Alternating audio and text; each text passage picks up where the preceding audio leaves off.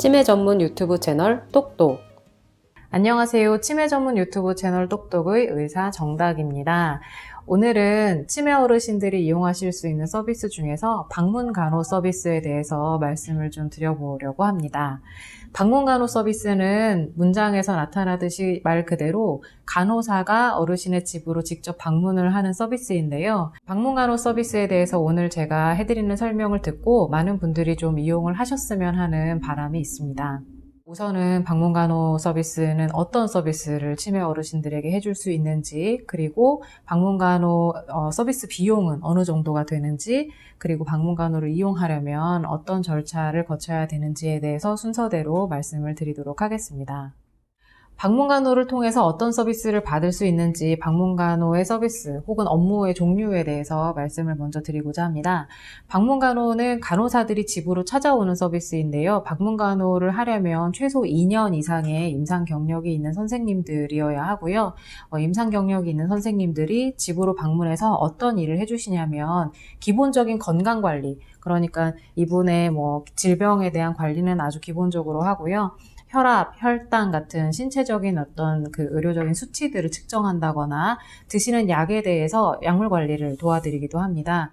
그리고 기본적인 위생 관리, 그러니까 눈이나 귀나 코나 피부나 하는 곳들에 오랫동안 관리가 좀 안 되셨던 분들이나 주로 누워 계시는 분들 혹은 치매 어르신처럼 인지가 떨어져서 제대로 관리가 안 되는 분들의 기본적인 위생 간호가 들어가게 되고요. 치매 어르신뿐만 아니라 장기요양 서비스를 이용하는 다양한 질환들을 가지고 계시는 어르신들의 신체적인 활동이나 운동, 요양보호사 선생님들은 신체 활동을 보조하고 지원해주는 기능을 한다면 간호 선생님들은 신체적인 문제가 있는 부분들을 재활하거나 활동을 통해서 관절의 운동 범위를 넓혀주는 것을 도와주는 그런 간호 서비스를 제공을 하고 있습니다.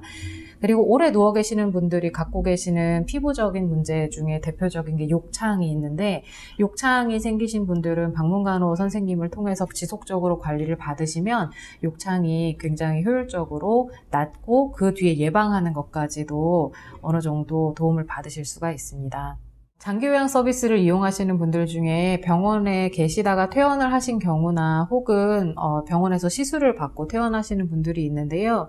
저희가 소변을 직접 자력으로 보지 못하시는 분들에게 소변줄이라고 보통 부르는 도뇨관을 가지고 계시는 분들이라든지, 자가호흡에 좀 어려움이 있어서 여기에 기관에 어떤 관을 유치하고 계시는 분들이라든지, 이런 분들 혹은 입으로 직접 음식을 삼키지 못해서 경관영양이라고 하는 튜브를 코로부터 유의까지 가지고 계시는 분들이라든지 다양한 의료기기를 부착하고 지내시는 분들이 있는데요. 그런 것들을 정기적으로 교환하고 관리를 해주는 것까지 방문간호사 선생님들이 서비스를 제공할 수가 있습니다. 그 외에도 상처가 있다면 상처 관리라든지 혹은 투약 관리를 통해서 워낙 드시는 약들이 많은데 중복되는 것을 좀 거르고 빼서 정돈된 약물을 드실 수 있도록 관리를 한다든지, 혹은 낙상을 위한 예방 교육을 해드린다든지, 일상적으로 저희가 의료적인 지식이 없는 분들이 할 수 없는, 의료인만 할 수 있는 다양한 그런 의료적 서비스들을 방문 간호를 통해서 받으실 수 있다고 보시면 될 것 같습니다. 방문 간호 서비스 업무에 대해서 다시 한번 설명해 드리도록 하겠습니다. 간호사 선생님들이 댁으로 방문을 하시면 우선 어르신들 건강 상태를 확인하는데요. 혈압을 재고 혈당도 재고 맥박수, 호흡, 체온 등을 측정합니다. 어르신이 잘 주무시는지, 일상생활의 활동량이나 범위는 어느 정도인지, 체중은 변하지 않았는지 이런 것들도 다 체크합니다. 그리고 기본 간호를 통해서 어르신들의 위생 관리를 해드리는데요. 눈, 귀, 코, 청결과 질병이 있는지 등을 확인할 수 있습니다. 그리고 신체 기능 관리라고 해서 관절 등이 굳어 있거나 활동 범위가 좀 제한이 되어 있는 경우에 운동이나 스트레칭 같은 것을 도와줌으로써 관절의 구축을 예방하고 근력을 강화시키는 운동도 하고 있습니다. 그리고 한편으로는 영양 관리를 해드리는데요. 어르신들이 의외로 식사를 잘 하시는 분들도 있지만 식사의 양이나 주기나 형태가 좀 불량한 경우도 많이 보는데, 그런 것들을 잘 체크를 해서 식사의 질 관리를 좀 하고 있고요. 만성적인 질환 때문에 음식을 삼키는 능력이 좀 부족한, 좀 줄어들어 있는 분들의 경우에는 삼킴 운동을 통해서 잘 삼켜서 그것이 살에 걸리거나 더 나아가서 폐렴으로 번지지 않도록 관리를 하고 있습니다. 혹은 아예 삼키지 못해서 콧줄을 통해서 영양 관리를 하고 계시는 분들은 영양을 어느 정도로 하루에 드셔야 되는지, 그리고 콧줄의 관리를 어떻게 해야 되는지, 어느 정도 주기로 교환을 하는지 등등도 체크를 하고 있습니다.